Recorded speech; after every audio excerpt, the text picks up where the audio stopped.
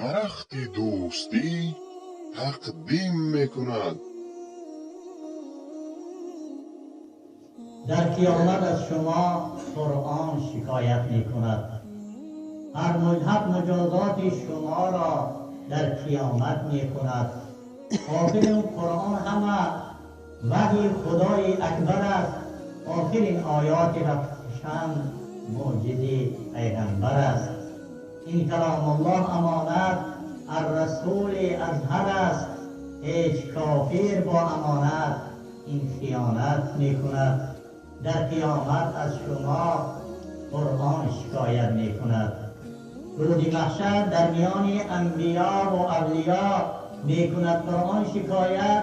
در بساط کبریا میزند از غمبسر پیغمبران و اصفیا. پس خدا تشکیل دیوان عدالت میکند.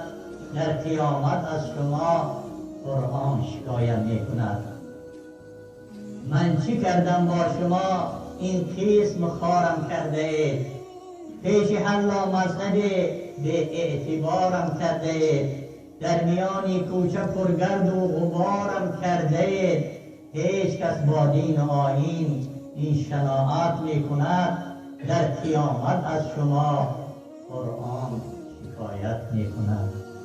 من کلام روح بخش کبریایی بودم، موجودی پیغمبری الهام خدایی بودم. من کجا قوم اسبابی گدایی بودم. هر کسی احکام دینش را رعایت میکند. در قیامت از شما قرآن شکایت میکند. البته در قرآن و در کتاب‌های مورخان بسیار حادثه های تفصیل است که در آن صفت‌های حضرت پیامبر صلی الله علیه و سلم که عفو و بخشش است بسیار روشن بیان می‌کند.